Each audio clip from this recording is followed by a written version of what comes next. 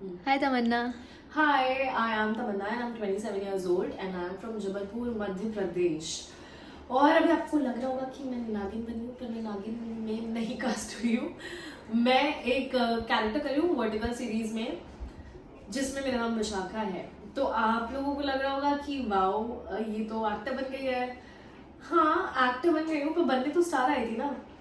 Journey फिर मेरी कुछ ऐसे शुरू होती है। कोविड, सबकी लाइफ में बहुत टेंशन, बहुत सारी प्रॉब्लम आई, मेरी लाइफ में भी आई।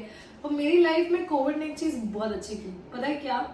कि मैंने अपने पापा को फाइनली कन्विंस कर लिया कि पापा, एक ही तो जिंदगी है, जीने दो ना प्लीज। और ऐसा नहीं कि वो मना करते थे, पर उनको था कि मेरी बेटी ऑफिसर बने, बिकॉज वो भी नेवी से थे। तो ऑफिसर बनना नहीं था मुझे, पर मैंने इंजीनियरिंग की। फिर मैं यहाँ कोविड से पहले आई थी जॉब करने।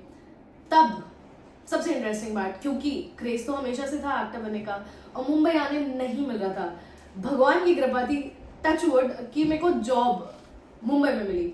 तो मैं आई, तब मैं ऐसे क्रेज था तो कपिल शर्मा और खतरा खतरा में एज ऑडियंस जाती थी। बट कोविड के बाद जब मैंने पापा को कन्विंस कर लिया, मैं वापस से मुंबई आई और फिर मैंने उसी कोऑर्डिनेटर से कनेक्ट किया। ठीक है, उस कोऑर्डिनेटर से कनेक्ट करने के बाद मुझे लगा कि वाओ, ये तो अब मैं वापस से काम शुरू करूंगी, अब मैं फाइनली एक्टर बनूंगी, अब मैं फाइनली सुपरस्टार बनूंगी, अब तो मेरी जिंदगी चमकने वाली है। पर ऐसा कुछ नहीं होता। It's a very long journey. शायद होगा, नहीं होगा, वो तो भगवान के ऊपर है। पर आप जब शुरू करते तो आपके अंदर होप तो रहती है, राइट? तो फिर मैं वापस से गई, मैं खतरा खतरा में गई। कुछ तो प्रैंक शूट था, तो मुझे सिर्फ 10-15 मिनट्स की स्क्रीन टाइमिंग मिली। ठीक है, तो मुझे बहुत खुशी हुई। मुझे लगा ये कोऑर्डिनेटर तो क्या ही है, वाओ। फिर उसके बाद उसने मुझे एक और काम दिया, जो कि महाबलेश्वर में शूट था, किसी सीरियल का टीजर। मुझे लगा कि वाओ, ये तो बहुत इंटरेस्टिंग है, मैं कभी महाबलेश्वर नहीं गई हूँ। जब मैं जॉब भी कर रही थी, तो चलते हैं, पैसे भी दे रहा है ये तो। पर तब मैं गई। उसके बाद मैंने देखा कि वहां पे 150 लोग हैं। और 150 लोग, मतलब आपको नहीं पता होगा, पर इंडस्ट्री में ना हायरार्की चलती है। तो वो थे जूनियर्स, जो ऐसे धूप में पूरे टाइम खड़े रहते हैं। मेन एक्टर्स को एक अलग ट्रीटमेंट मिलता है, बट जूनियर्स को काफी अलग ट्रीटमेंट मिलता है। तो मुझे लगा कि नहीं, मुझे तो ये नहीं करना है। मुझे बहुत बुरा फील हो रहा था कि क्या हो रहा है, ये मेरे को तो ऐसे ट्रीटमेंट नहीं चाहिए। ऊपर से जब आप मिडिल क्लास फैमिली से आते हो ना, तो आपको एक चीज ज्यादा सिखाई जाती है, वो है कि इज्जत। इज्जत सब कुछ है। तो जब, and I am not saying कि नहीं मिलती है इज्जत, बट जहां से आप बिलोंग करते हो, जहाँ पे रिस्पेक्ट इतना बड़ा है, वहां पे अगर आपको ऐसे कोई ट्रीट करे तो आपको लगेगा ये क्या है यार, मैं तो बहुत कुछ सोच के आई थी, ये सब मेरे साथ क्या हो रहा है।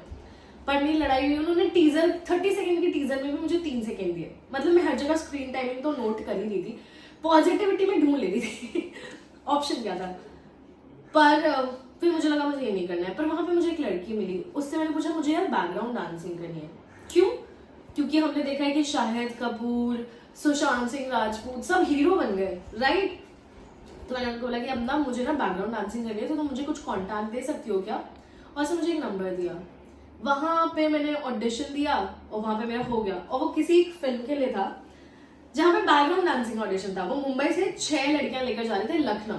पर मैं ट्रेन डांसर नहीं हूँ, तो मैंने पिक तो कर लिया, पर याद तो होता नहीं था। तो वहां पे भी मैं 15 डेज के शूट में रोज डांट खाती थी।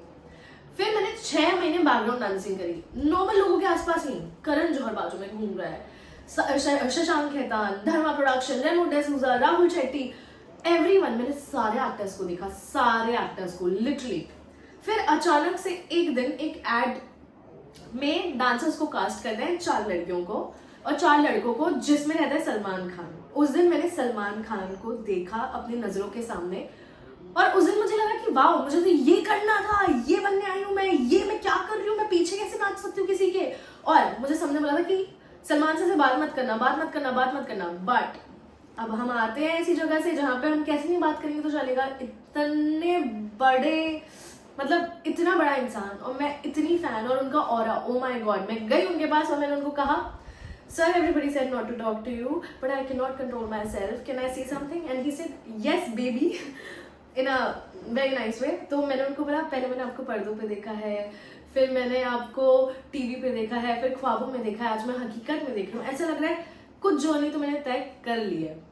और उस दिन मैंने कसम खा ली कि मैं बैकग्राउंड डांसिंग तो नहीं करूँगी। फिर मैंने धीरे धीरे शॉर्ट फिल्म्स मिली मुझे, कुछ लोग जो बैकग्राउंड डांसिंग में मिले, उन्होंने कास्टिंग के नंबर दिए, और ऐसे मेरी एक्टिंग जर्नी स्टार्ट हो गई।